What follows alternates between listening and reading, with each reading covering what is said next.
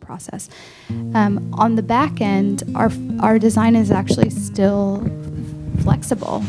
We're working with the designers now to think about not having a single sole source cafe, but having food kiosks and opportunities to have small businesses retail on the Bridge Park, because during our equitable development plan process, there was a really big interest in growing small businesses and then having them progress to having a pop-up space on the Bridge Park, and then eventually having them have bricks and mortar if that's where they want to go in the historic corridor.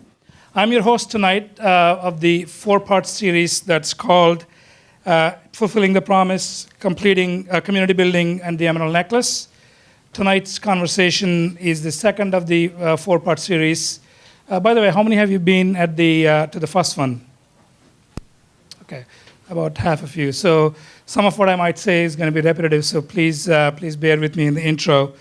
Tonight's conversation and next Monday's conversation is called Examples from Elsewhere. We want to thank the Schleck Family Foundation for sponsoring this event. So the completion of Emerald Necklace has been in our minds in the city in the last, for the last decade or so. First, it started with the BSA Green Link charrette a few years ago, followed by the Boston 2024 Legacy Plan, and more recently, the City of Boston's both Imagine Boston 2030 Plan, as well as the Go Boston 2030 Plan. So what we're really talking about is about a 2.3-mile long corridor connecting Franklin Park all the way to the South Boston waterfront near the Joe Moakley Park, which is the Columbia Road as it stands today.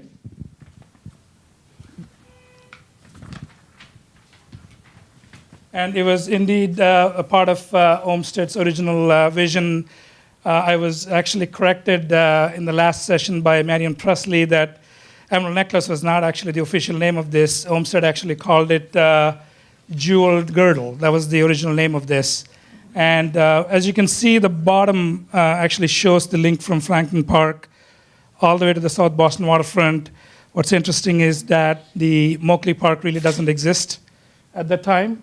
So it actually takes the Dorchester Way and Strandway all the way to the South Boston waterfront here. So that is the missing link that we're talking about as a part of this conversation. Of course, the Emerald Necklace, as we know it, from Commons all the way to Franklin Park, is a fantastic asset that the city has, about 1,200 acres of open space, 7 miles long system that we all enjoy very much, and completing this would really connect the system back to the ocean as Olmsted intended it. But at the same time, back in the 1870s and 1890s when Olmsted was working on this, Boston was a very different place. It was an industrial city. The population was about 350,000 people, but steadily growing.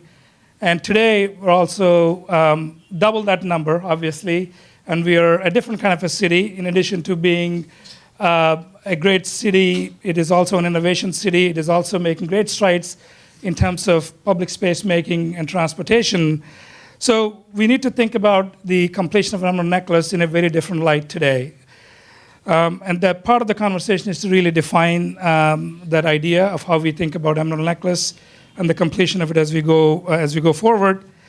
Not so much as a park system only, which Olmsted talked about, but today it passes through obviously some amazingly diverse set of neighborhoods that are very different from when Olmsted was thinking about this.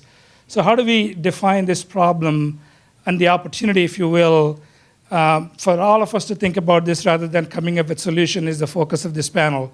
Again, this is the BSA. It's easy to think about design solutions, but we're not here to talk necessarily about design or the design outcomes for this problem, but really setting a framework and define the opportunity as accurately as possible using a lot of the examples, particularly tonight and next Monday, to see how we can think about this beyond just design. So that is Franklin Park, obviously.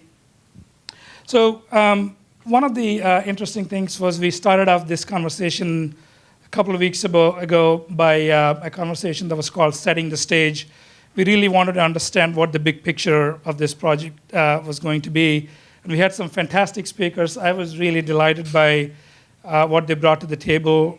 Corey Allen, who was the executive director of Franklin Park Coalition, talked about this. What was interesting is there's a flight through that's happening of the corridor. He actually read through the taxonomy of the variety of things happen along the corridor. And it was amazing. I mean, it took him like almost 20 minutes to go through the list. So it's really different inch by inch. It's not your tabula rasa. It's a very diverse, there's a lot of existing context.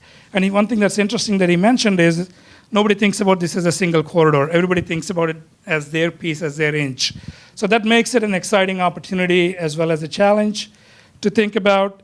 And then, as I said, Marianne Presley really put this in the context of Olmsted and how he thought about it. And then we had an excellent speaker, Mayura Carter. She is a globally recognized leader in urban revitalization. She shared her experience with the Bronx Greenway example, some amazing, inspiring experience of how you can actually transform a community and actually bring great change by being a community activist, by going back to the community. So some of the recommendations that came out of that particular panel was to really identify some civic leaders who can actually own the project through the life of the project and really push the project to move forward, establishing a clear stewardship program, particularly looking towards the city as the steward, giving the mandate to the project so there is actually an owner who is behind this, who has a lot of support for this. And lastly, but more importantly, celebrating small victories. Don't look for the goal always, but try to do this in an incremental fashion and do as much as you can as early as possible. So, continuing the conversation tonight, we're going to be learning from two renowned projects. Most of you have heard of these projects. One is the High Line in New York City. Everybody went to the High Line, obviously. And also the 11th Street Bridge in Washington, D.C., which is going to start construction next year. Both are designed by great designers, of course, but again, we're not going to be focusing on design, but sort of we're going to look at the under the hood and really understand how these projects came into being, what are the things that we can learn from these projects as we think about the Columbia Road project today. So I see a lot of range of people in the room tonight. I'm pretty excited that you're continuing in the conversation, some new faces, and I hope you will be a part of the conversation as we go forward here. I'm also pleased to welcome Livable Streets and the Emerald Necklace program that they're working on, the Boston Society of Landscape Architects, Franklin Park Coalition, the Emerald Necklace Conservancy. We also have representatives from City of Boston and BPDA. Thank you all for being a part of this. And now I'm going to turn it over to Katie Swenson, who will moderate tonight's conversation. Katie is a national leader in sustainable design for low-income communities. She oversees national design initiatives for Enterprise Community Partners Incorporated, directing the Affordable Housing Design Leadership Institute and Enterprise Rose Architectural Fellowship, which cultivates a new generation of community architects through hands-on, high-impact projects in local communities across the country. We're delighted to have you, so please take it over. Thank you. Well, good evening, everyone. I'm so pleased to be with you all tonight. I'll tell you a little bit. Thanks for the introduction and the bio. What does it mean to essentially take 35, maybe 30 to 35 trips to cities around the country for 15 years? Start to imagine that this has kind of been my life, right? It sounds exhausting, right? It's exhilarating too. And so part of my role at Enterprise Community Partners, a national organization that works with community development corporations and local community initiatives on projects that are circling around issues of that low-income communities face, whether that's affordable housing or green infrastructure or neighborhood redevelopment, all kinds of projects. So I've always been very interested in this question about how do we really learn from each other? How do we take lessons from cities that are different than us, from projects that are different than us, and get beyond understanding just what are some of the images that we see and admire about those projects, and understand how we can really incorporate the lessons. So I was so pleased when folks here at the BSA asked me to come and join and moderate this panel, and I'm going to introduce our panelists tonight, because I think the chance that we have in Boston right now to make sure that we are sort of listening very carefully locally and listening very deeply to all the people who love and know each inch of this corridor and each inch of this place, but also understand that the scope and scale of these kind of projects necessitate a high and very complicated degree of collaboration amongst many different peoples, many different perspectives. And I think that it's in those kind of details around how does that collaboration happen? How does that collaboration happen well? That we can start to understand how we can create a setting where we're going to have the kind of outcomes that we really seek. So we'll get into the projects first, and then we can come back and have questions, and we'll love to have questions from all of you. Our two panelists tonight, I'm so pleased. Danya and I have known each other for quite a while, in and out of various settings, and Ifran and I just met tonight. So Danya's going to start us off. Wherever I see Danya is at the intersection of creativity, art, and urban goodness. This is who she is and what she does. She works with MIT at the STL lab, but also as a consultant with ArtPlace, leveraging creativity in all forms of urban development. I've come across her as she's been a leader in understanding how to innovate, bring creativity into the work of affordable housing developers and other metrics. She's also a writer with Next City. She's going to talk to us about the High Line. Little note, I moved to New York City in the year 1990. I just graduated from college, and I lived in West Beth. I was wanting to be a modern dancer, and Merce Cunningham has his dance studio on the top floor. So in taking the elevator to the 11th floor with these glorious views of the Hudson, I saw a flyer in the elevator that said apartment for rent. Didn't realize necessarily that I was moving to the first floor on Washington Street where all the smoke and smog come in. But at that time, the High Line still went through West Beth, which is affordable housing for artists, and still an anchor in that community. So at the time, what is now the High Line went straight through, but it was already being taken down. So I'm happy to say that I kind of saw that project in a very different light over the course of its development. And what we're so, in part, thrilled to have Danya here is that after being there from 2007 to 2013, correct me if I'm wrong, she's also got an incredible perspective now and an understanding with a sort of critical lens about what worked, what didn't work, and how and why. So Ifran is joining us as in her role as Deputy Director of the 11th Street Bridge. She is in part one of the local leaders there with community stakeholder engagement and planning their community-driven projects. In her bio, she uses the word placekeeping, which is maybe something that we'll hope that she'll talk about, some of this question about placemaking and placekeeping. And she's run the Anacostia River Festival. She's also in charge of their equitable development plan, which I know is going to be a critical piece of our conversation today. Also a dancer.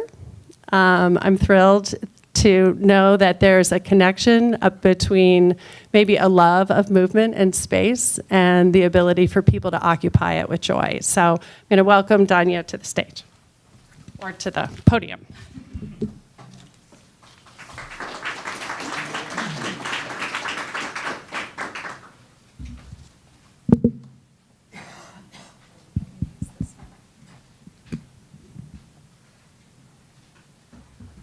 Thank you, Katie. Is this working? Yeah. Yeah, working. Okay. Yeah, thank you all so much for being here tonight, and to Gretchen and Elia and the BSA for having us. It's fantastic to be among a panel of strong and talented women, and Kishore, of course. Just kidding, we don't know. So yeah, Katie already talked about what I'm doing now. So yeah, I left the Highline in 2013. I was the director of public programs, community engagement, and education. And that was a department that I had founded about 9 months before the park opened. Yeah, let's get started. Let's see, there we go. So as you may know, the Highline is a 1.5-mile elevated freight rail structure that runs on the west side of Manhattan in New York. It was originally built in the 1930s and was saved from demolition by community residents who founded an organization called Friends of the Highline in 1999. And the first section of the park opened 10 years later as a park owned by the city of New York and operated by the nonprofit Friends of the Highline on the city's behalf. So after 10 years of advocacy and planning, this was actually taken the day that the park opened, before people came up there. It opened to much greater success than we had anticipated. It now sees about 7 million visitors per year, making it one of the most visited sites in New York. And a recent study showed that it is going to generate about $1 billion in increased taxes to the city over the next 20 years, so distributed over the next 20 years. And of course, as you may know, the park and the rezoning that made way for it, which happened in 2005, has also been sort of blamed or connected to exacerbating inequality in the city. And that's from an article a couple years ago from the New York Times. So what I'd really like to talk with you about tonight and look forward to a conversation about are some reflections on how the Highline was developed and also its impacts. I think we have sort of a utopian vision of parks as equalizing forces, and which they often are.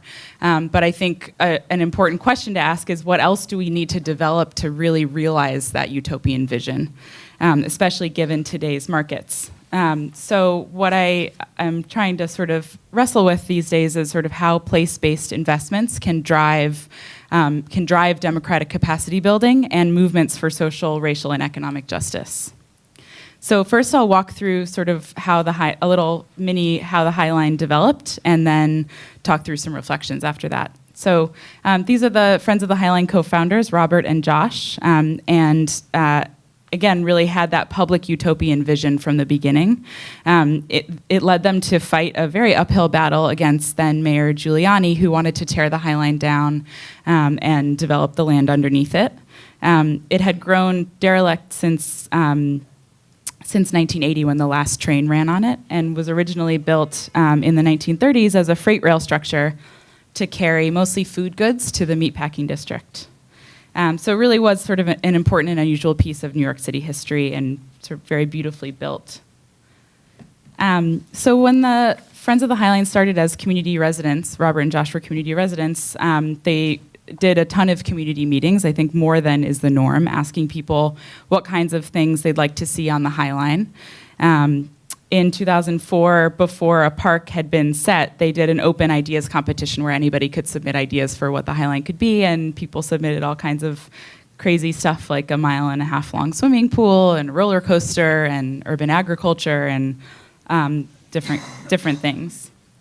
And then in 2005, did a more formal design competition, and the design team, James Corner Field Operations and Diller Scofidio and Renfro, were chosen. I think that design excellence was something that the nonprofit really pushed for, and I think that can have a lot of definitions, but that was something that was really important from the start. The design team came up with this really inventive sort of system for a linear pathway, which allows the design to change from something that you can walk on the entire way through on the left to something that's planted the entire width of the structure, which is only 30 feet in some places. So it was sort of a challenge for them to figure out how to make that linear path. And the idea was sort of to make it more about the views and the location than the design. That was really their idea. So in order to convince the now sort of in the time period, the Bloomberg administration to save the High Line, and there was a significant investment from the public sector in order to make the capital development work, mostly because of the environmental remediation that needed to happen since it was a freight rail. So they needed to convince the city that that would be sort of outweighed by the benefits, and worked with HRNA, which I know is working here in Boston as well, generated an economic impact study to show that increased development around the park would sort of make it worthwhile. And since then, I think the nonprofit hasn't been anti-development. It's worked with developers sort of throughout the process of developing and continuing to operating the park. So the rezoning of West Chelsea, which is sort of what made way for the saving of the High Line, they used a creative zoning tool called the transfer of development rights, which meant that the landowners who owned land under the High Line could basically sell the rights to development to other property owners or development sites in the neighborhood. So it meant that they didn't lose the value of the land that they owned under the High Line. And it meant that some other sites in the neighborhood would get a little bit bigger. Throughout this rezoning process, there was also a huge amount of community advocacy on the community board. New York has a community board system, so there's sort of a forum for this all to play out on. And they fought really hard to include affordable housing as part of that plan. They had a goal of trying to get 30% of all new and preserved units to be affordable in the area, and eventually sort of negotiated and landed at 28% of new units. And I'll talk a little bit more about that later. So as I mentioned, the park opened the first section in 2009. And I think despite a lot of that community advocacy and engagement, it was clear from the very beginning that the demographics of the park did not match the rest of the city in terms of race, geography, educational attainment, and some other metrics. And I think local residents also, something that I found, had mixed levels of sort of relationship or closeness to the park. We started doing some tabling that first summer at a community center nearby, and people, some people hadn't heard that it had opened, and sort of it wasn't a part of their lives. So it really, I think, begged important questions for us as an organization, since we all wanted the park to serve neighborhood residents, about who the park was really for, and what impact it was having, and what we could do better to sort of fulfill the mission that we had set out. So it led us to develop a large slate of free programs for all ages. I think they help sort of connect people to the space, to each other, to themselves. The organization now runs about 400 yearly activities, including volunteers, tours, talks, cultural events, and a lot of other things. And there's a specific focus on under-resourced public schools and partnerships with groups who serve people who may not otherwise have access to the kinds of programs that are run, which I think is a really important piece of the programming vision.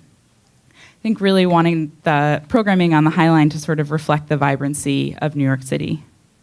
And we did this by old-fashioned community organizing, just developing lots of long-term relationships with individuals and community organizations in the area. Took time to get to know people around things that weren't just related to the High Line, which I think was really important. Another thing that we did after the park opened, I think starting in 2010, thanks to a grant from the Nathan Cummings Foundation, was a year-long listening initiative to better develop relationships with the 5,000 residents who are living in public housing right near the High Line. There are two large public housing developments that have been there for decades, about a half a block away from the High Line. And so we spent 1 year, we hired a group of teens, most of whom were living between the two complexes, and knocked on every door in both of the developments, and did a lot of just sort of talking, getting to know, data collection. And I think this initiative launched a lot of our most effective programs.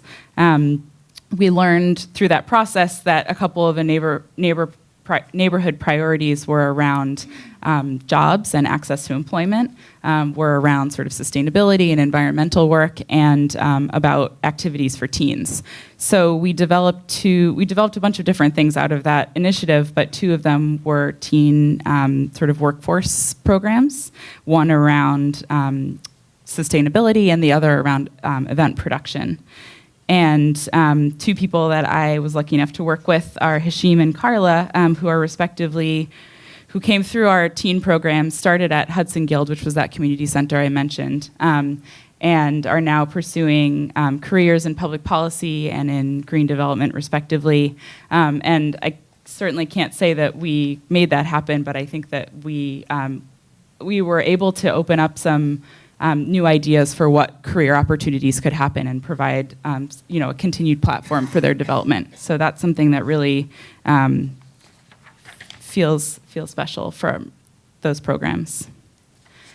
The Friends of the Highline is continuing to think a lot about equity. They've created an equity task force. They're doing a lot of work around hiring. And that's all really wonderful. And I think that a couple of things that come to mind when thinking about the Highline's development is that I wish we had done that year-long listening initiative before the design happened. And I wonder what the park would have looked like had we done that. And also that despite how wonderful all of the programming is, I don't think it's enough to really fully contain some of the negative impacts that can come from development. I think another example is looking at the 606, which is in Chicago, a 3-mile-long, beautiful bike and walking path that runs through, it's another elevated park. This is a protest that took place on it against gentrification and forced displacement that was happening and continues to happen around the park. Mostly displacing low-income communities of color that have lived sort of around that neighborhood for a long time. So really sort of thinking about groups pursuing similar kind of work, just really thinking about, who do we want this space to be for and its impacts for? How are we building power in order to accomplish that? And who are we accountable to in the process? And really, how can we be as creative and pragmatic as we strive for equitable development goals? The Highline also started a network called the Highline Network, I think is what they're calling it now, which the 11th Street Bridge project, which Irfan is here going to talk about more, is a part of. And the idea started with a lecture series that we did on the Highline called Beyond the Highline about other similar projects. What I wish for this network is that it really starts to think beyond the programming to new economic models, because it's clear that sort of the old ones aren't working for everybody. The study, I think originally commissioned by HRNA, really needs to be updated with inclusive and accountable economic models at the core of it. And those, of course, echo, things that organizers have been saying for a long time. But I think it's exciting that it's becoming a little bit more mainstream, and I'm excited about what that can mean. So as Boston and other projects think about Greenway and other sort of public investments, I wanted to offer sort of 5 things to think about around this question of how place-based investments can be drivers of democracy and equity. And I thought it would be interesting to sort of go back to the story that I just told about the Highline's development and just ask questions about what it might have looked like to do some of these things overlaid onto the Highline's development. So the first thing that I want to start with is to think about clear intentions. So beyond just the sort of public utopian vision for park design, how might intentions have included other community development goals that could have been developed through that kind of community engaged process? Like Robert said in the article here, not just what the design should look like, but what can the park or whatever it becomes do for more people. The second thing, sorry if it's a little small, but the second thing is specific measurable objectives. So after you've sort of set those intentions. So, we create these really beautiful, clear diagrams for what the design could look like. Why can't we do that for other housing and workforce development goals and be really, really, really specific about what we want to accomplish? And And like I said, with the affordable, this was from the West Chelsea rezoning, with the affordable housing goal, it was a goal. It wasn't a metric that was going to happen, whether it wasn't something that that was enforced, basically. And I think, right, I was trying to get information about how much affordable housing has been built to date, but it's definitely under 20%, so it hasn't gotten there yet. So how can we make sure that those objectives become milestones, right? And a colleague, Jeremy Liu at PolicyLink, was saying, like, what if we actually just sort of say, well, we'll build the park as long as these other goals are completed, and we won't build it if they're not. I think that's an interesting question to think about. The third idea is just thinking about inclusive process. I think one thing is hiring experienced community organizers from the beginning who can really think about, having a responsibility to community members in addition to the organizations that they work for, and thinking about partnerships and alliances. And then fourth, the idea of accountable governance. So for the people that we meet in engagement, can they have, along with, can they get some training in public policy and have an advisory committee to the board of directors, something like that, so they can really hold our feet to the fire and make sure we're doing what we said we wanted to do. And last but not least, the idea of creative value capture, so looking at that economic model again. So this was the transfer of development rights as a creative zoning tool. How can we be as creative and sort of big picture thinking about equitable development and the economic model that supports equitable development? So I know that Boston and DC and many other cities are struggling with these issues as well. So looking forward to hearing more about what's going on in DC and talking with you all about it.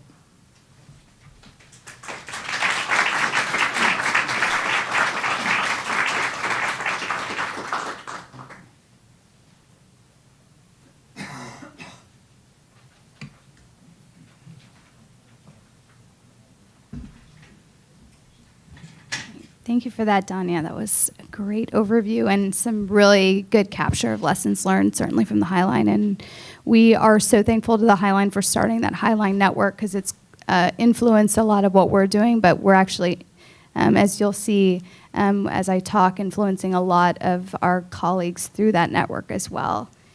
So I'm going to run through a couple of slides on the design, because I know maybe some of you aren't as familiar with it, and then I'll kind of jump into our equitable development work, which, as you may see, has become at the forefront of our work, and some say even that the design has become kind of secondary to our process. So the 11th Street Bridge Park is a unique community-driven design project that will transform age-freeway bridges into the District of Columbia's first elevated park, spanning the Anacostia River and stitching together two long-divided neighborhoods of Capitol Hill and Navy Yard, historic Anacostia and Fairlawn. So Capitol Hill and Navy Yard are on the west side of the river. So let's see if I can get that. This is Capitol Hill and Navy Yard, and then this is historic Anacostia, and Fairlawn is up here.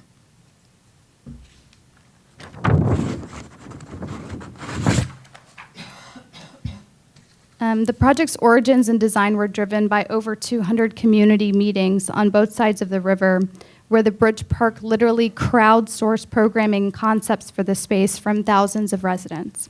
These programming ideas were incorporated into a design brief that was shaped by a resident stakeholder group that we call the Design Oversight Committee. The programming concepts from the residents included public art that tells the rich history of the region, an environmental education center, a kayak and canoe launch, a cafe, a play space, urban agriculture, and the number one requested thing from our community was a performance space, which is the image you can see up on the slides. These community-generated programs support the project's four goals. The first is addressing major public health disparities that exist in this community, in the communities lining the riverbanks. The second is reconnecting people to the Anacostia River, which is a beautiful natural resource in the heart of our city, but is a very, very polluted river that's been overlooked for generations. The third is connecting communities physically and metaphorically across in this new civic space. So the Anacostia River has really been a geographic barrier to these communities for generations. And finally, if the Bridge Park is very successful, we hope it will be an anchor for equitable and inclusive development. In March 2014, we launched a nationwide design competition, and in October of 2014, with unanimous support from our competition jury and our design oversight committee, which I know rarely happens, but it happened in our case, announced OMA and Olin as our selected designers. The design of the park is pretty simple. It just utilizes an age-old engineering technique of 2 trusses that literally kiss in the middle and create occupiable space in between. At the center of the structure is this beautiful plaza space, and it's a meeting point for the 2 communities to come together. It's literally suspended right over the center of the Anacostia River. Our designers were inspired by Pierre L'Enfant's plan for Washington, D.C., and the crossing and the intersections that are day-to-day for Washingtonians. I'll let this slide sink in a little bit. But our community really expressed the desire to create a space that was iconic. We have all of these monuments in Washington, D.C. That are for national monuments. And so the residents really gave us feedback that they wanted something that was representative of the hundreds of thousands of people that live in the District of Columbia. This is just to show you guys a little bit about the 2 sides of the park. The Navy Yard side of the park at the top is very urban and dense and highly populated. There's a lot of development that's occurred on the west side of the river in the Navy Yard section.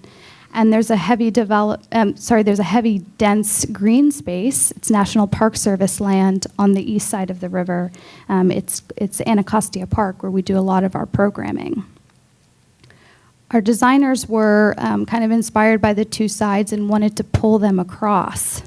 So, pulling the green spaces to the west side and pulling the urban spaces and the spaces that you could congregate onto the east side of the river. So you can see in this programming map, the east side has a lot of the congregating spaces like the Environmental Education Center, a playground, and a cafe. And the west side has a lot of green spaces like a picnic garden, a hammock grove, and rain gardens at its entrance.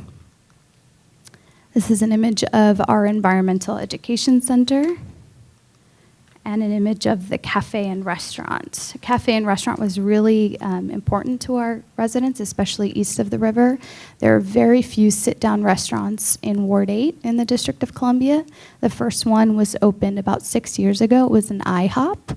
And other than that, there are very few others that are located in Ward 8. So really wanted access to food on the 11th Street Bridge Park. So as we continue to make progress towards construction, Bridge Park is anticipating nearly 1 million visitors annually. That's from an early study from HRNA Advisors that was done a couple of years ago before we actually had a design. But the Bridge Park is also increasingly aware that signature investments like this type of infrastructure project can increase property values anywhere from 5 to 40%. And in the nation's capital, we're seeing over 1,000 people per month moving into the District of Columbia, making our growth rate the 3rd fastest in the nation. With increased urban populations and rising property values across all of our cities nationally, it's something that we're all struggling with. And we really asked ourselves, how can cities make signature investments in communities of need without unintentionally displacing the same people they're trying to serve? So to that end, the Bridge Park assembled a team of experts from the Urban Institute, LISC DC, DC Fiscal Policy Institute, and the DC Office of Planning to form an equitable development task force in the fall of 2014. This task force, along with many of our community residents and stakeholders in the nation's capital, developed 19 recommendations in 3 key areas: housing, workforce development, and small business growth. With leading support from the JPB Foundation and the Kresge Foundation, we have now pivoted to implementing many of the recommendations with many, many local partners, and I can talk about partnerships a little bit later, which have been key to our success so far, and the local government. So some quick examples of some implementation to date have included a Ward 8 Home Buyers Club in partnership with Manna Housing. So there was a home buyers club that Manna did on the west side of the river for years, 25 plus years, and they had never done a home buyers club east of the river. So we had immediate funds go towards having a local home buyers club available for people. We've been working with Housing Counseling Services to do canvassing and tenant advocacy workshops, and we're focusing on smaller buildings, 2 to 12 unit apartment buildings, as opposed to the larger buildings where there are already resources that are going to make sure that we're having the biggest impact for our tenants that are there. There's actually a 73% renter rate on the east side of the river, so we're really attuned to making sure that renters know their rights in that area. And then the other kind of implementation that we've taken very quickly has been around developing a structure, governance, and acquisition strategy for a community land trust. In addition to this, LISC DC has been with us since the beginning of this project. They provided technical assistance to help us develop an equitable development plan. And when we moved towards implementation, they really wanted to support in a really meaningful and impactful way. So we were really proud to stand on stage with them about a year ago as they made a $50 million commitment to our equitable development plan. It's in an initiative called Elevating Equity. And I know this is super tiny, but you can visit liscdc.org/elevatingequity to see a mix of LISC strategies in the neighborhood to support our work around equitable development. It includes grant making, loans, technical assistance, and investments in cultural institutions and cultural programming.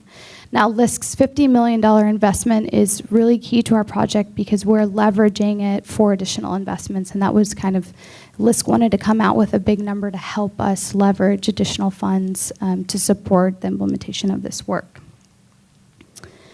So in addition to this economic equity that the Bridge Park is working on, we're also now shifting to take a look at cultural equity, cultural identity, and the preservation of this neighborhood that's facing change. So how does the Bridge Park prepare the community for change, and how are the current residents of the neighborhood surrounding the Bridge Park reflected in its park and its programming? We have about 3 years till we open, so we've been using this time in between as kind of a laboratory to experiment and an opportunity to work with the community and develop programming that's reflective of residents' needs and interests and can be shared with the neighborhood and the larger city. So there's a couple of examples that I'll share about how the Bridge Park is connecting to the community through our programs. The first is our annual Anacostia River Festival, which just happened. Our third one happened on April 9th. It's a partnership that we have with the National Park Service and the National Cherry Blossom Festival. We work with over 45 community partners, so the Bridge Park has really become a convener for local stakeholders to come together and work together around programming for the community. Early numbers put us at anywhere between 8,000 and 9,000 participants, which is our largest festival to date.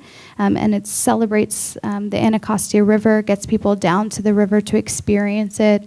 It connects with our goals of reconnecting residents with the water, and also gives people a taste of what we hope will be at the 11th Street Bridge Park 365 days a year. This is a really cool mobile porch project that we commissioned with a local artist. So this is an artist-led project by a company called Double Nichols Theater Company. Tony Ford, who's the artistic director of Double Nichols Theater, is really works a lot with our seniors east of the river and collects stories and then replays them to the community with this amazing mobile porch. So this is a picture from the Frederick Douglass House. So the Frederick Douglass House is in our historic district. And so it was an opportunity to bring the porch there and tell stories about Frederick Douglass's life. This is a picture from a recent project we did in the fall called the Lantern Walk. As we were going through the equitable development planning process, we heard these amazing stories about how homes in the neighborhood were built. So there's 2 neighborhoods in our impact area called Hillsdale and Historic Berry Farm, one of the first African American neighborhoods in the District of Columbia. And what these families used to do is they used to work west of the river, and then they would cross the 11th Street Bridge at night and build their homes by candlelight. And so we took those stories that we were hearing from the residents, and this actually initially came to us during our equitable development planning meetings with residents. And we went to the Smithsonian Anacostia Community Museum, and they had documentation about the building of those homes. There you go, is it back? Okay. And so we decided to work with the community over a month, building beautiful lanterns that had historic images from that time period. And then we actually physically did a walk from the west side of the river over to the east side of the river. So these are just some of the ideas about placekeeping and how we take the stories of the residents and have them lead projects and programs like this, them inspire programs that we end up working on together. And we're going to get into a lot more of lessons learned. I can talk about kind of lessons learned from our equitable development plan and how we're measuring it and all that kind of stuff as we get into our panel discussion. Thank you.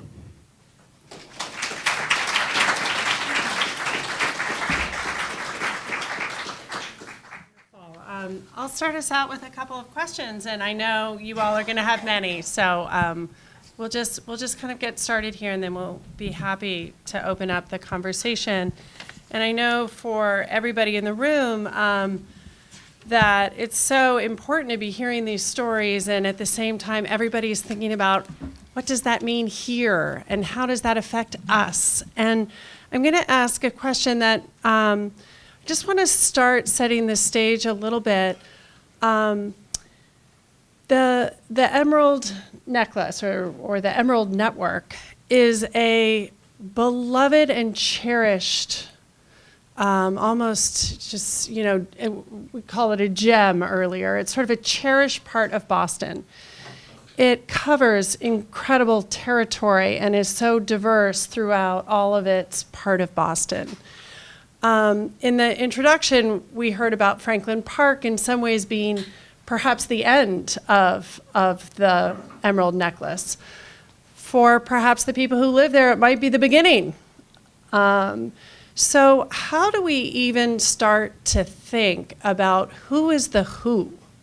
Who owns this park? How does it reflect our larger goals as a city?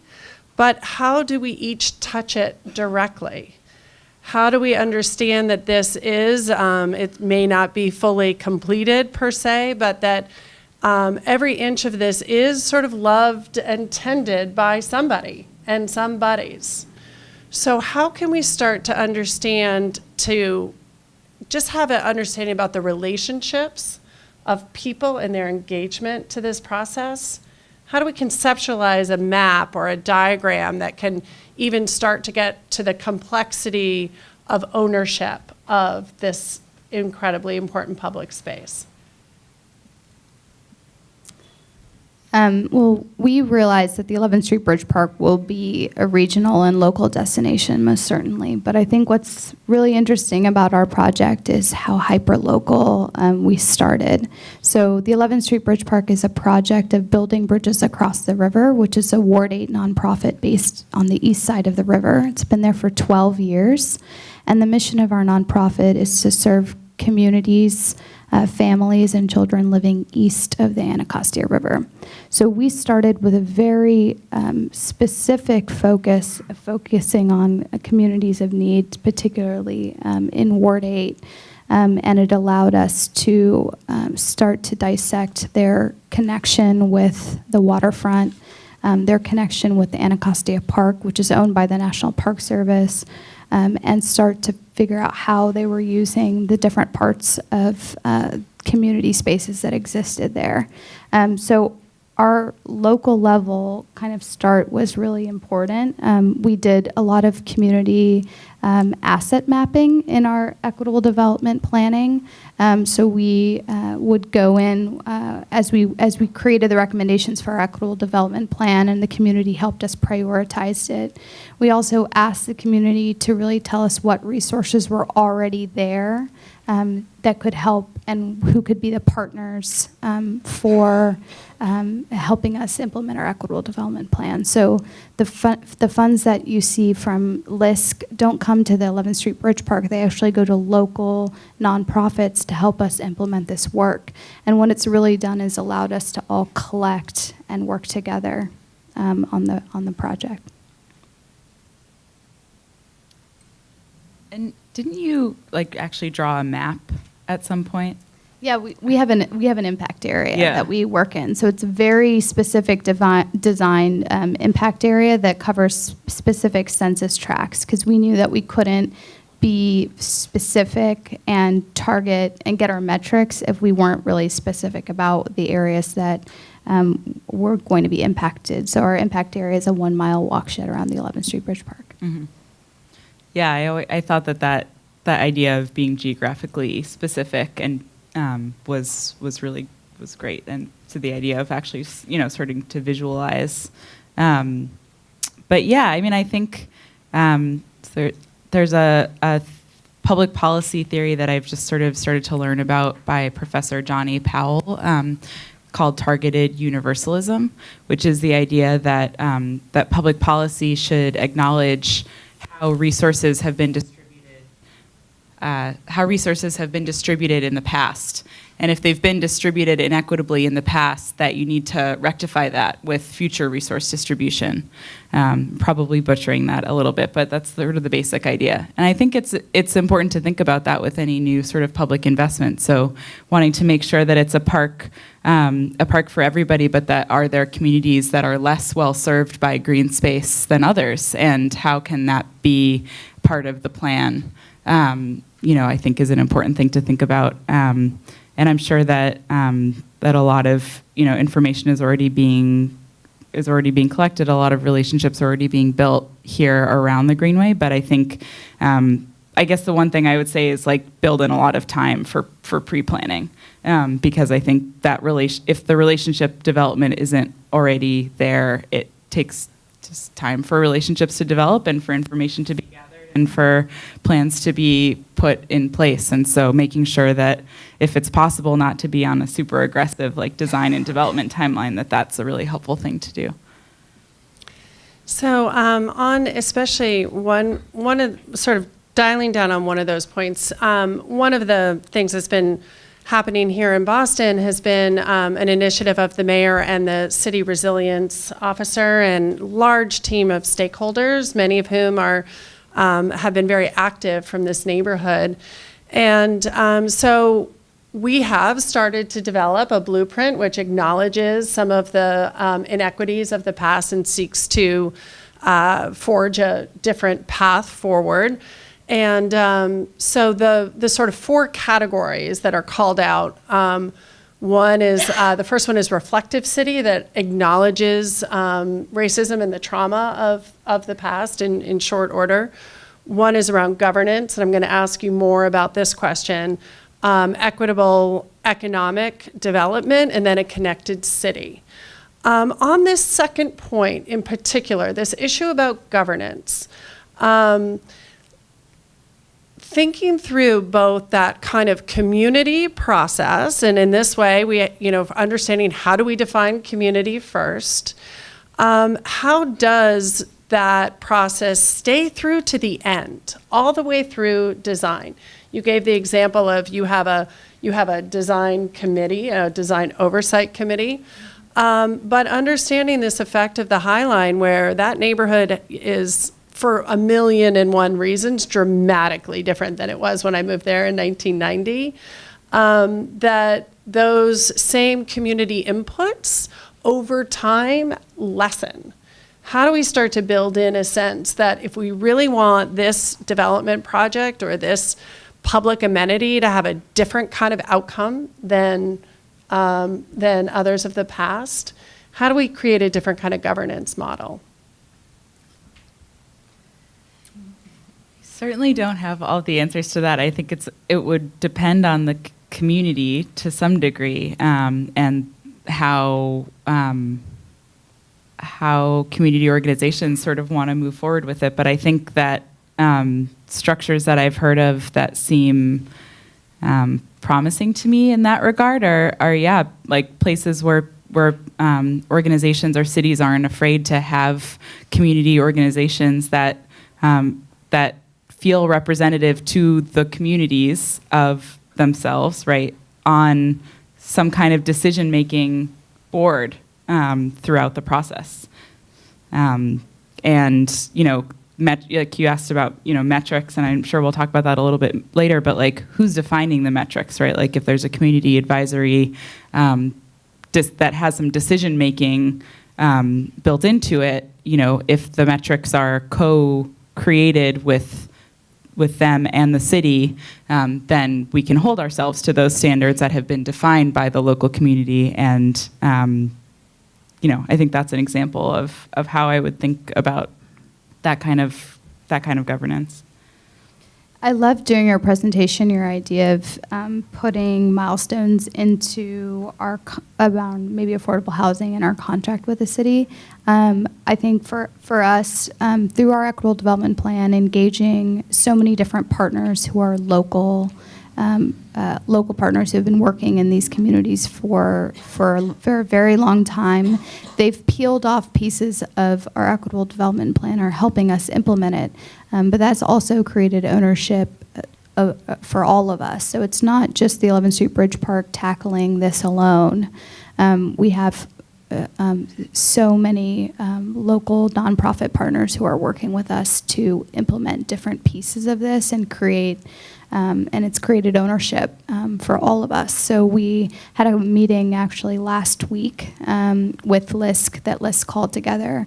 And a lot of that meeting was talking about how we can have collective impact together for future city development, and how we might draw the line for the city in terms of making changes in the neighborhood, and how we might hold the city accountable as all of our nonprofits together in supporting equitable and inclusive development. And I think that those partnerships have been key. I think we're doing also a good look at our board and staff, as you said, the High Line has done. Our staff is currently from Ward 5, 6, 7, and 8. So we've got all 5 wards. There's only 4 of us, but we have all 5 wards that are lining the riverbank right now. And we take a lot of time, as our director and I are hiring new staff to look for members that are living locally. So in our impact area if possible, but definitely in the east of the river community in particular. And then our community land trust, which was one of the biggest priorities that the community had from our equitable development plan. A community land trust is governed by local residents. So we're actually working right now to find who is interested in that. We've been doing a series of events around community land trust. There are educational events about what a community land trust is. We've done a screening of the Arc of Justice, followed by a panel discussion about community land trusts that have been incredibly well attended by our residents. And so we're kind of having people self-identify if they're interested in joining the kind of board of governance structure of the community land trust. So that's kind of where we are right now about in terms of building a structure for people to have a continuous impact. So I want to ask about the role of the city in all of this. One of the projects that I've been following for 15 or 16 years now has been the Beltline in Atlanta, which was designed by a young architect in grad school, Ryan Gravel, and he drew this beautiful idea and started pitching it. And so I know Ryan well and have watched this project go through kind of different phases of its evolution, from being sort of community and grass-led and full of aspirations and development goals. And then at some point, it became super sexy, and the city got really excited, and the political leadership got behind it. Well, in some ways, watch what you ask for, because of course you need that. You absolutely need that kind of participation of the city. But in some ways, I would argue in Atlanta, the city sort of overtook in some way some of that equitable development process. So what would you say to city leaders in Boston? What's the role of the city to play in both fueling the incredible sort of ambitions of this project and also doing it in a way that is seeing the long term and being respectful of the ultimate outcomes of the project? Sure. So yes, you should all read Ryan's new book called Where We Want to Live. It's really a great story about the city of Atlanta, which I'm from. So I've been following the development of the Atlanta Beltline very closely. The Beltline was actually one of those projects that really was a case study for our project. Their equitable development plan gave us a outline of a potential way that ours could look, and we certainly used it in developing ideas for our community. What I thought was impressive about the Beltline from the beginning was that the government stepped in and said, well, if you're going to develop in these areas, you have to collect land in these areas, a certain amount of affordable housing has to be developed there.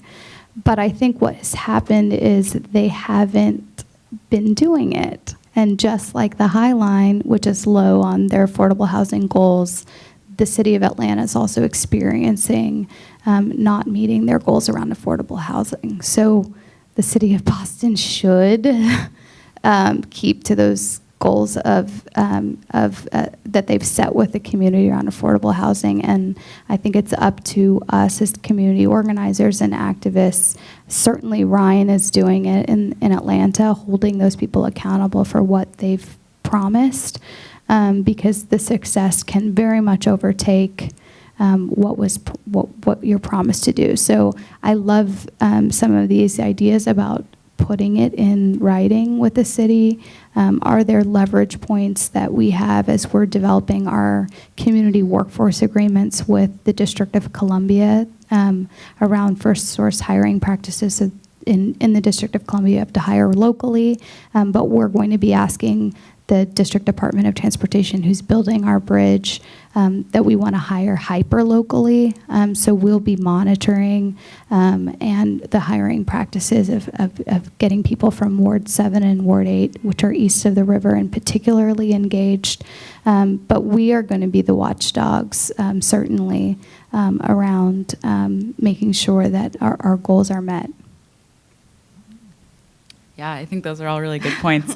I think the only other thing that comes to mind is just that, I recognize that it's really difficult because city budgets are so dependent on property tax, right? So it's like we're fundamentally not set up to be just thinking about what's best for residents. We have to consider, income for the city's budget and development. And I think that the balance of how cities sort of work with developers, and I don't think it's like a developers and community like that at all, but it can be like that. But just looking at some of these past sort of stories, right, and saying like this is, it may seem exciting to think about just doing as much development as possible while Boston is growing, but what happens 10 years later, right? Who's not included in that development process and what kind of blowback is happening. So I think it's just important to learn from past from history. Yeah. So I'm not sure what's actually happened to the aqueduct in Paris. Anyone been there recently? In 1990 or in 89 or so, I got a chance to walk elevated aqueduct through the 13th arrondissement in Paris. And it's the same kind of experience of walking through the city at like the third or fourth floor. just a radically different way to experience the city above the traffic, but you're moving through the city. But I would say that there certainly weren't then, and I don't know what's happened since, 7 million people a year flocking to what is essentially the High Line before it became designed as the High Line. So I want to peek into a little bit some of these questions. We said, well, we're not going to talk about design, and we're not going to talk about the design. But I want to unpack a little bit, what is the role of design? And would the High Line attract 7 million people if it were not so, frankly, over-designed? Would it therefore not have some of the... How do we think about this? What's the role of, there's a call in DC for iconic architecture, for iconic landscape architecture. Clearly that's coming from your community members in large part. So how do we balance in a way this sort of sense of leveraging the benefits of beautiful, potentially iconic design, but also sort of understanding where are some of the pitfalls of that as well? Yeah, I don't know. I think that's a really interesting question, and I've asked myself that as well. And obviously, there's no way to tell what the High Line might have been like if it had been designed in a different way, and what the impacts would have been like. And certainly, all of the development and good things and bad things that have happened around there have more to do with than just the High Line. But there's international housing market trends and all of those complicated things underneath that. But I think that it's interesting over the years, having worked with different design teams and seeing to what degree, we were just talking about this a little bit, sort of different designers listen to people that they want to use the space. And I think that to me, there's an interesting, and I was curious if you could talk about this a little bit more too, but I think there can sometimes be a thing where designers feel like, oh, if I get too much input, it's going to water down my design, which I think that I've heard people say, and I think now having worked at an academic institution in the planning and design field, I see that like we teach designers to think about their visions as, my impression is that that's what we sort of really support the development of a vision as like the most important part of the work, and being able to, and maybe I'm wrong, but sort of being able to, what's that? No, okay, yeah. But, I think like that's, I think I don't agree with that, I guess. I feel like there are a lot of examples of projects that have been collaborative, and I think it depends on where the collaboration is. It doesn't have to be like, oh, we're actually drawing this together, but you can listen, incorporate that into your design, go back and check if you got it right, and still have a beautiful design. Maybe it's not like as, I don't know, sexy or fancy or shiny. Maybe it is, but I think there are different ways of thinking about that, I think. During our design process, we had our design oversight committee, which was our community stakeholders, meet with our finalists multiple times during the design process. And so Ome and Olin, who ended up being the winners of our design competition, were heavily influenced by decisions and conversation that was had with our community along the way, and continue to be so. So examples of that is the Anacostia River, the stretch that our 11th Street Bridge Park will go, is one of the straightest urban rivers in the nation. And so we've got a lot of regattas and a lot of crew and boating happening in that area. And so the boaters were at our meetings with Ome and Olin and the other finalists during the design process. And as a result, there's clearance at every single pier for boating.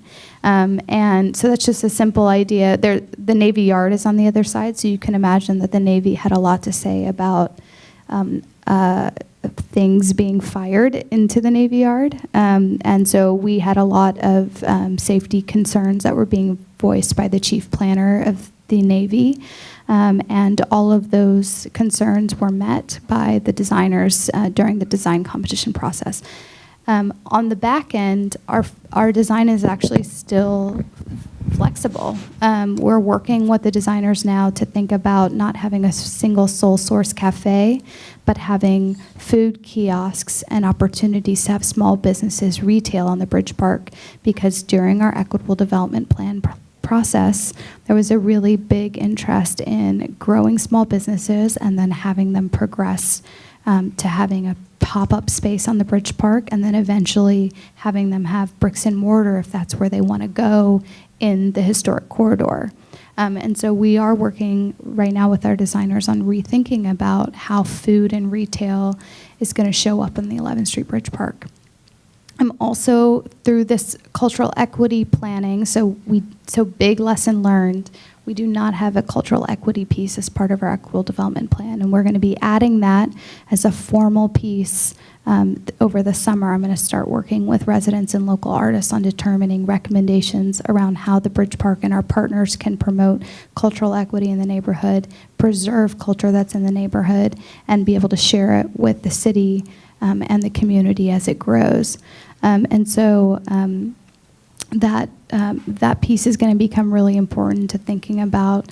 I really want to look at spaces where people of color feel welcome and why those spaces feel welcome to them, and how design of those spaces may influence decisions that we make about the OMA and Olin design, and how our architects will be.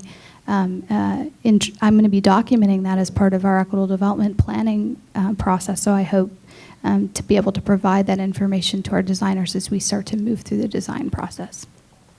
Great. Yes, question. Yes, so first of all, thank you so much to both of you for your incredible presentation.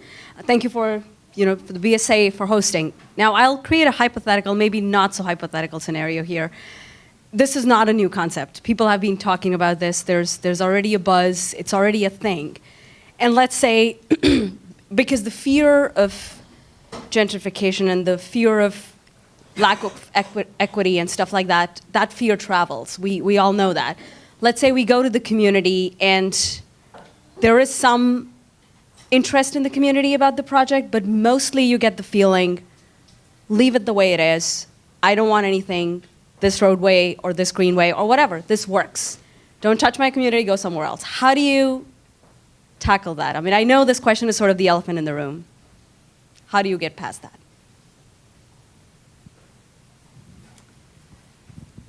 I mean, I guess I would first ask if that group of people is truly representative of like everybody in the neighborhood. I'm aware of the fact that it's quite a large area, but I think if you hear, I mean, I don't know, if you hear from a representative and like wide group of people that they don't want a greenway, I mean, yeah, maybe build other stuff instead. I don't know. It's I mean, I think it's tough because with all of these issues, it's like a question of scale, right? Like what's good for a neighborhood may not be what's best for an entire city. But on the other hand, if a neighborhood feels like the best thing that for it is not a greenway at that moment in time, maybe it's something that can happen in the future and something else needs to happen. But I don't know. I don't think you have to, I think it seems like that kind of response would happen in a context where there weren't ongoing conversations. I think if there are ongoing conversations, it can be more flexible than that, right? Like it doesn't, yeah, that seems like a very extreme thing to have happen if you're actually sort of helping build dialogue and relationships for over a long period of time. As recently as 15 years ago in Boston, we had a version of the High Line. It was called the Expressway.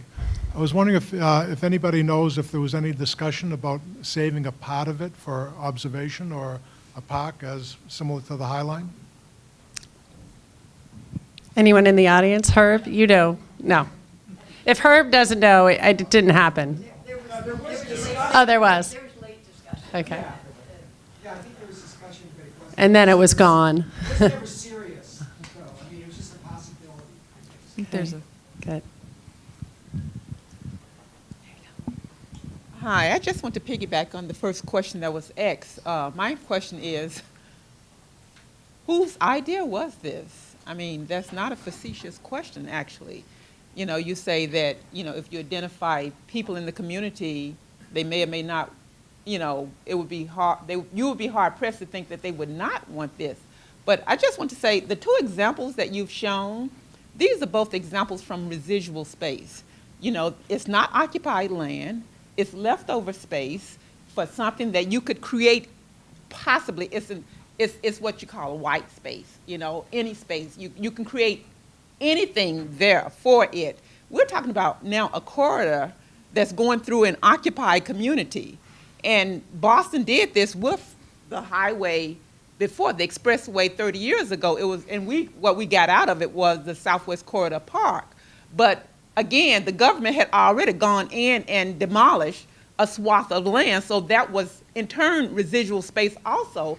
But the community was brought in from day one, obviously, to say, okay, we have this residual space. How do you want to use it? But if they were asked before, I don't think they would have said, please clear a swath of land through my community for, 5 miles. So my first question really is, getting back to my question, whose idea is this? I mean, did you go to the community and say, do you want a continuation of the Emerald Necklace? Because sometimes there's a saying, you can't go back home. You know, the Emerald Necklace was created at a time 150 years ago. We are now way past that in terms of transportation modes, in terms of the density of this particular area. Is this really a good idea?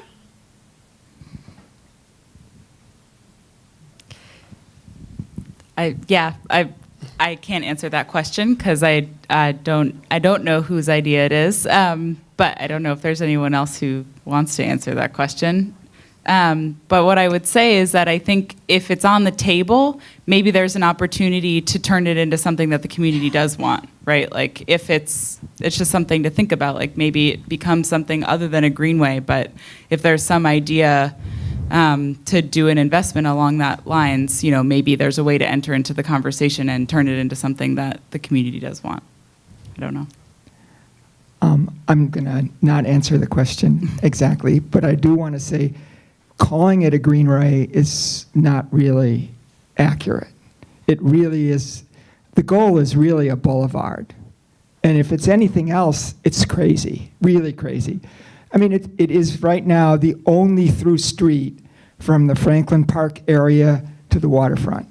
There are no other streets within a mile north or within a significant distance north of or south of it that go straight through like that.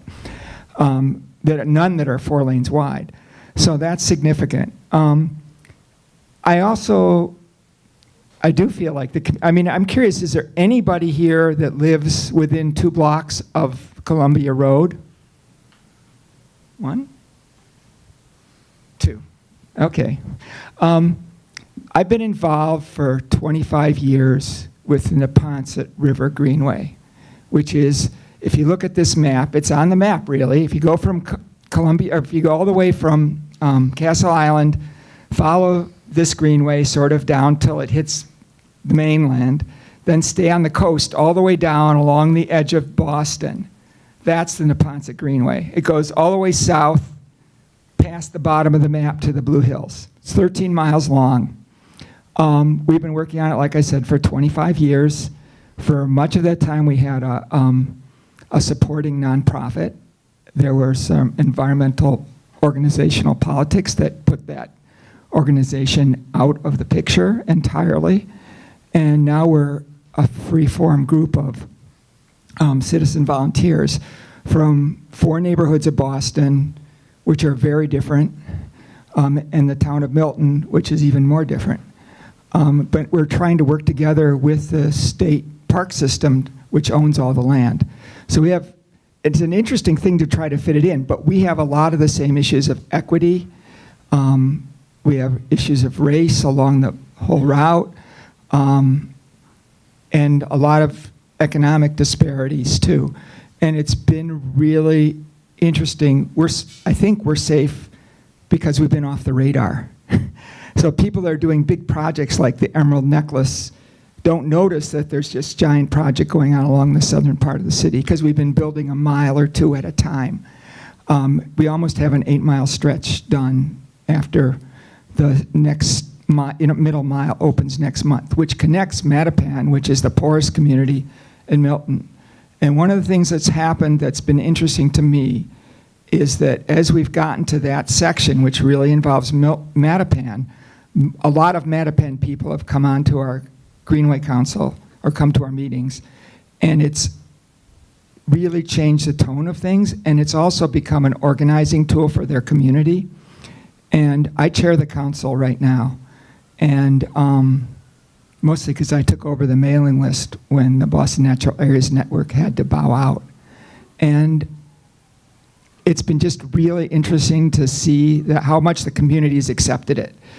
And it's become an organizing tool for the community. So there are things that you can do if the community's on board. And I think one of the things that's been key about our trail is that the community has been involved for all 25 years. The people that have been involved have changed over time, but everybody's been involved. And I think that's really important for what I would call the Columbia Road Boulevard project. Katie, we're going to go here and then across over there, and I actually have one coming from online, too. Hi, I'm Karen Money-Brodek, the president of the Emerald Necklace Conservancy. It's really exciting to see so many people in the room that know what the Emerald Necklace is, first of all. That isn't, it's for some people it is really a touchstone, but for others it's their neighborhood park, it's the park on the end of the street. So I just think it's a good thing to think about how we already imagine it to be a certain thing. I guess I want to respond to, the question that I think is a real question that's posed is whose idea is this? And I guess originally it was over 100 years ago. I guess it was Frederick Olmsted's that the park would continue to the water. But now there's a neighborhood there. There are people that live there. There's an active community there, and I guess I think that the line representing it as a line is it's a little bit of it's a necessity for graphics, but it's a bit of a disservice because I don't know if it should be a boulevard or what that could be, what makes most sense. Is it a zone? Is it that there are more park investments in that whole stretch of land, that the streets are improved? It could be, I think, a variety of things to make that area work. I'm working with the Trust for Public Land and Livable Streets to sort of see what makes sense, to talk to the folks in the neighborhood about what are options. And I think there has to be a pretty significant, and robust community engagement process to get there. Because I think, the idea of just laying down a boulevard or something that we've done somewhere else is not responsive to the reality. It is a major corridor. It carries so much important traffic in Boston. So I think it is complicated, but I'm really glad to hear people thinking about the same issues we are. I'm from Atlanta too. The Beltline has also not been everything that people hoped it would be. But I think it's true. We're dealing with not just an open space that we can apply park, but I think that's what makes it really interesting. What is a green, more natural, more engaged space for all of those neighborhoods, and it may not look like what we imagine, and that's what we should be open to. So that was a bit of a speech instead of a question. I apologize. I hate it when people do that when I go to presentations, but I'll let someone else talk. We'll go to the next question then. I have an actual question. I am going to wait for the microphone. So my question is for Afana. Listening to you talk about the 11th Street Bridge, you're talking about it in these terms of success. And I almost forget that the project hasn't yet been built. Because the success almost is in the process, and you're sort of championing your process rather than the product. And so looking ahead now, I think the process has clearly been a success in many regards, but what is your biggest fear or concern about when the project actually gets built, or what happens between now and then? Thank you for that question, and certainly we are very, very much focused on the process. I still have a $45 million bridge to build, and we've raised more funds for equitable development plan. It's over $52 million now, so more than the expected bricks and mortars for the actual park. And so there is still that piece. I think biggest fears is we certainly have an incredible sense of urgency in the District of Columbia for our work. There are height restrictions in the district. There's only so much space in the District of Columbia where development can happen, and we can see housing and gentrification, displacement moving very quickly eastward towards the neighborhood that we're in. It already has started. I really freak out a lot about how quickly we can get things done, how much impact we'll make. I'm still in the process of making sure that we have the ability to preserve affordable housing in the neighborhood and get our city on board with a lot of our equitable development plan, and they have been supporting us. But my biggest thing right now is a constant sense of urgency. And it's only punctuated by the real estate ads that have pictures of the 11th Street Bridge Park, and we haven't even put a shovel in the ground and raised all of the money for the park. And so seeing that, and we're 3 years out still, probably 3.5, it's no, to when we actually open. So expected opening is late 2019, early 2020. The urgency is really, and you can, I'm like palpably shaking, is a big thing for us. And I'm also really focused in on this cultural piece, because if the residents that I spend every day with, if the community that I spend every day with, residents east of the river don't feel that that space is for them. We've been working on all of this programming, all of this claim and ownership of that programming and of that space. How do we continue to build that over the next couple of years so they own and feel that the 11th Street Bridge Park is for them? So I'm really thinking about that first 3 months that we open, and who's there and who continues to want to be in that space. Herb. Hi, Herb Nolan. It's fascinating to see those two examples and to think of them in relationship to that dashed line on the Boston map there. Because I still see this sort of, we're not supposed to talk about design, but it looks like heroic design. And you talked about it yourself, Danielle, about this very polished design landing. I saw the before picture, and it looks like it does today. Incredibly, impeccably designed, high standards. And it all happened, and there it was. And I assume the same will be done with the bridge. You can't build half a bridge. You got to build the whole bridge, and it has to be knock your socks off beautiful. But this is an occupied neighborhood with a road that's being used. And there are a lot of other analogies. I'm thinking of parks that are being used or not used so much, but should be used. How would you suggest they approach this? And I'm thinking in particular about sort of a tactical urbanism approach. Can you sort of evolve over time? Can you buy yourself some time and learn as you go? Because I'm not sure we're going to be able to come up with the answer from the design review team in year 1 or 2. I'm actually love to have you talk to that and how this might be different from your examples. Yeah, it does seem really different, and I think the question about whether people want it in the neighborhood is a really important question. We can't be naive about the impacts that building green space have in hot market cities.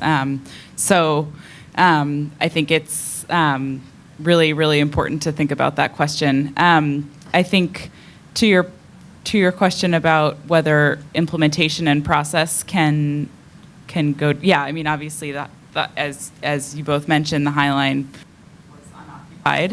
The 11th Street Bridge was. Doesn't Okay, yeah. But there's a bridge next to it. Yeah. Okay.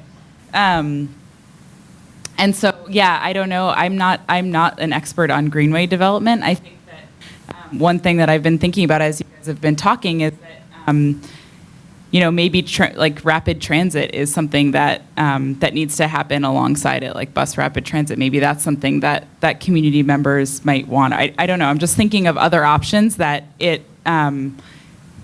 thinking about a greenway or a road that's occupied in the same kind of ambitious way that a space that's unoccupied, what does that look like, right? And so maybe it's like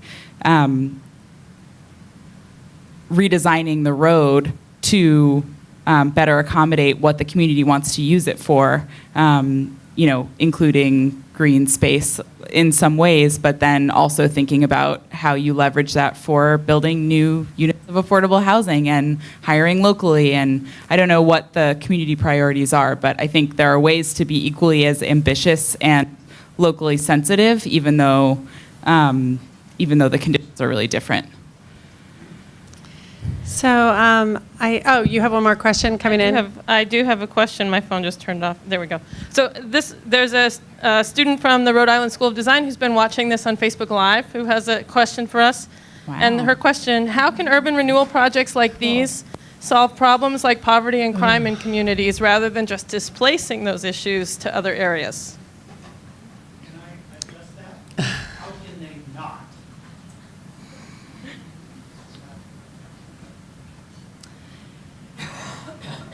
I mean, I think it's an open question. I don't think there's an answer to that right now. I mean, these are serious issues. People are being forced out of cities, and the 11th Street Bridge is one project that I feel like I'm aware of that is experimenting a lot.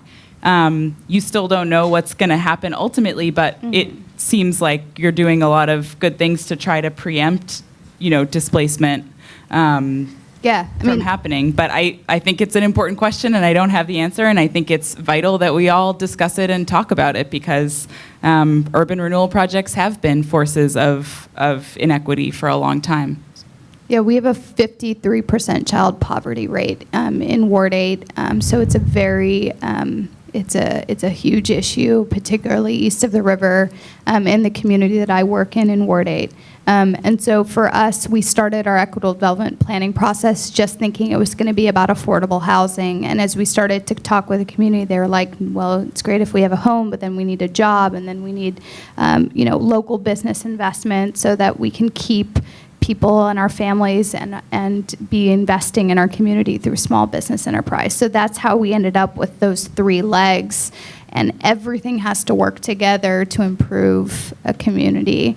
And so that's why the workforce piece is huge for us. We're going to be working, we just hired, actually our fourth staff member that we've hired is our equitable development manager. So we have someone working every day on implementing our equitable development plan, which was a great move for us in terms of keeping, we're being our own watchdogs in-house. And so that piece has been really important to us. I'd just like to sort of remind us that we don't have to necessarily have a project to have an equitable development plan associated with it. The city of Boston has been through a tremendous amount of planning, including this sort of resilience work, which has laid out sort of criteria for equitable development. So that criteria can and should be applied to every street and city and park, in every street and park in this city. And how do we start to change our expectations on what are the outcomes that we seek, and how are we going to measure those outcomes when we get there? So one part of that plan is a connected city. That in fact, we do believe that having a connected city is a key to sort of equitable outcomes and economic equitable outcomes for all. That is one of the sort of 4 core premises, and I think probably one that no one particularly disagrees with in theory. But when it comes down to what kind of connections, connections for who, connections to what, connections how, I think we have to go back to this quotation from Robert Hammond saying, you know, I wish I hadn't asked, what does it look like? And I wished I had rather asked, you know, what can this do for you? So I believe that there's an opportunity, whatever this thing is or isn't, and the thing next door and the thing around the bend, for us to start developing new muscles where as a city and as residents, it's not just pro-development or pro-community or this kind of warfare, but rather we start to develop muscles where we start to ask ourselves with each of these kind of opportunities, what's needed? Who do we ask? How do we listen? How do we develop criteria for ourselves? How do we hold ourselves to that criteria? How do we remember the criteria we developed at the last meeting in the next meeting? And start to bring this kind of model that these projects represent. They represent a little microcosm into a small portion of a city. They're not the model for this project. They represent a small example of how a project can generate a collaborative environment that sets, or doesn't set, or sets later, or makes up for the fact, a sort of set of shared priorities around this kind of equitable development outcome. And for me, I think that's the incredibly important lesson that you all shared with us tonight.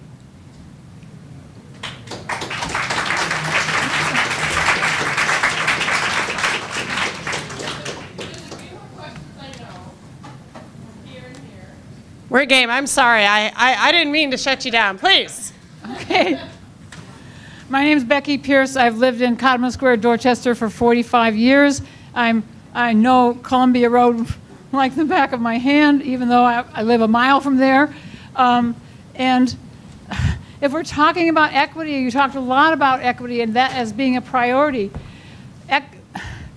Development, all these developments are causing displacement.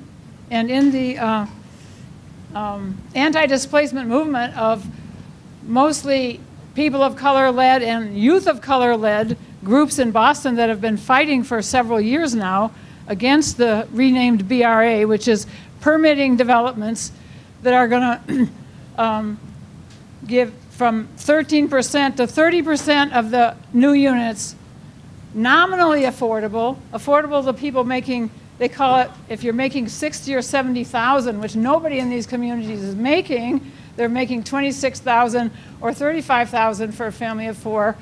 And all of the low-income communities in Boston that we're talking about and that they're trying to put all these high-end developments in, this is going to displace people. This is going to cause, even if you got 30% of the units that were actually affordable to the incomes of the people that live there, you still have the other 70% at market rate bidding up the rents in all the remaining housing where the people are living now and people are being displaced, and this has been going on big time. So if you're going to put a park along this corridor here of densely populated, low income, extremely diverse, mostly of color, a lot of immigrants, all different languages, all different backgrounds, including a lot of African Americans and Latinos, but a lot of other people too, Cape Verdeans, Vietnamese, Haitians, we got everything in Dorchester, then those people are going to be displaced. You even said that you tried for 30% and you might have gotten 20%, and that the neighborhood has completely changed in the years since that was happening at the High Line. So this will happen if this thing goes through. Even if you just make a greenway, it's going to mean that there's going to be even more development pressure on that area, and the city will permit it because that's what they do, even though they say we need resiliency, we need equity, blah, blah, blah. This is all true, but the only way to do this without displacing all those people would be to say no housing can be built within 2 or 4 or whatever number of blocks on either side of this corridor. None, zero, will be permitted that isn't affordable to the people that live there. 100% of the units, all of the units.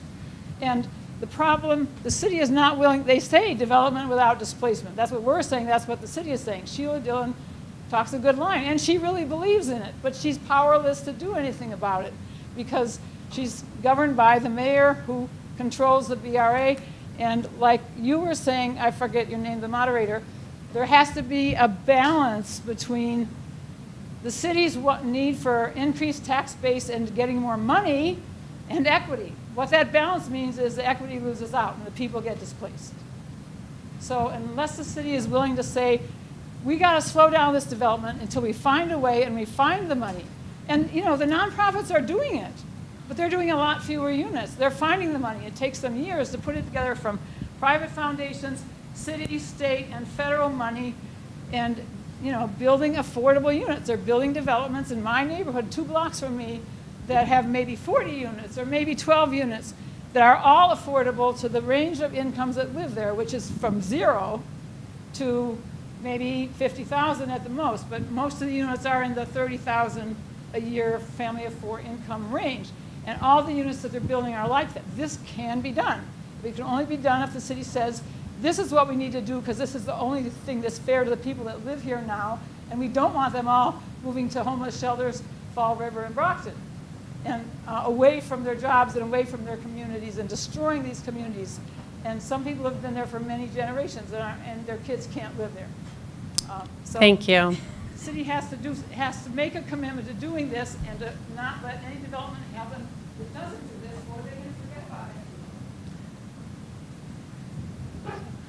Katie, since this is a continuing conversation, and we'll pick this up again actually on Monday night, I might suggest that if there's a few questions to ask but not answers given, just a quick question, just to get them out into the larger conversation, and then I'll turn it back to you to And will you wrap do it an up. advertisement for Monday, Gretchen?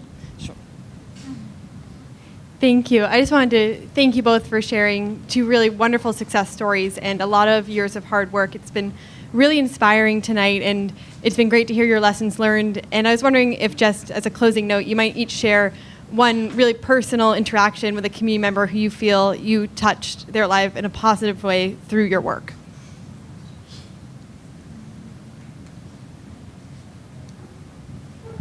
Hi, I was just going to say one other thing. So Boston voted overwhelmingly in November, Boston voters, to support the Community Preservation Act, which is a measure that funds affordable housing, parks, and historic preservation. I think that we should feel really proud about that because it tells us that that's where Bostonians' hearts are, even if we don't always, see that play out. So then it is incumbent upon us, as we have these conversations with communities, how do we draw that out? How do we find those places where people are willing to say, okay, maybe we do limit housing permits in a certain area because maybe people are generous in that way. So the CPA, the Community Preservation Act, taxed people. So people voted to tax themselves overwhelmingly on the November ballot, which I think a lot of people thought wasn't going to happen in Boston. So I just wanted to make that point, that I think that there is more generosity here and support for these themes than we have found a way to access thus far. And so then it's incumbent upon us to figure out how do we do that, to see what are the trade-offs that people are willing to think about, change priorities, to fund, to invest in. And I think it's a really hopeful place to be in, personally. Thank you very much. I know that's another statement. I hate that, and I just did it again. So I'll end with a statement as well. My name is Gretchen Rubinkin. I'm Director of Civic Initiatives here at the Boston Society of Architects and for the BSA Foundation. Thank you all for joining us tonight. Tonight is session 2 of a 4-part session.